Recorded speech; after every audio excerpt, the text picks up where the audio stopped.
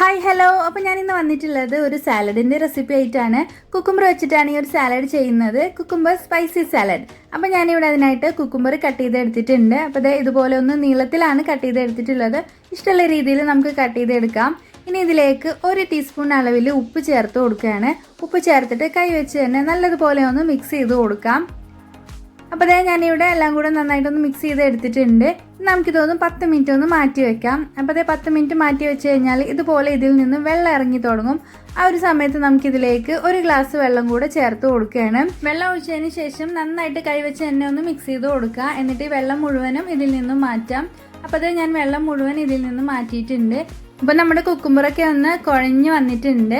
ഇനി ഇതിലേക്ക് ക്യാരറ്റാണ് ചേർക്കുന്നത്. 1/4 കപ്പ് നീളത്തിൽ കട്ട് ചെയ്ത ക്യാരറ്റ് എടുത്തിട്ടുണ്ട്. പിന്നെ ഒരു 2 ടേബിൾ സ്പൂൺ സവാള കട്ട് ചെയ്തത് എടുക്കാം. പിന്നെ 2 ടീസ്പൂൺ അളവിൽ വെളുത്ത എള്ള് ചേർക്കുന്നുണ്ട്. പിന്നെ ആവശ്യത്തിന് മല്ലിയില ചേർത്ത് കൊടുക്കാം. പിന്നെ ഒരു 2 ടീസ്പൂൺ അളവിൽ ടൊമാറ്റോ കെച്ചപ്പ് ചേർത്ത് കൊടുക്കുകയാണ്. ഇനി 1.5 ടീസ്പൂൺ അളവിൽ ചില്ലി ഫ്ലെക്സും 1 ടീസ്പൂൺ കുരുമുളക് പൊടിയും ചേർത്തിട്ട് നമുക്ക് നല്ലതുപോലെ അങ്ങ് മിക്സ് ചെയ്ത് കൊടുക്കാം. അപ്പോൾ ചില്ലി ഫ്ലെക്സ് ചേർക്കുമ്പോൾ നമ്മുടെ കയ്യിലുള്ള മുളകിൻ്റെ എരിവിനനുസരിച്ച് വേണം ചേർക്കാനായിട്ട്. ഇനി ഇതെല്ലാം കൂടെ സ്പൂൺ വെച്ചിട്ട് ഞാൻ നന്നായിട്ടൊന്ന് മിക്സ് ചെയ്ത് എടുക്കുകയാണ്. അപ്പോൾ ഒന്നങ്ങ് മിക്സ് ചെയ്തതിന് ശേഷം നോക്കിയപ്പോൾ ഒരല്പം ഉപ്പിൻ്റെ കുറവുണ്ടായിരുന്നു. അപ്പോൾ അതുകൂടെ ചേർത്തിട്ട് ഒന്നുകൂടെ ഒന്ന് മിക്സ് ചെയ്ത് കൊടുക്കാം.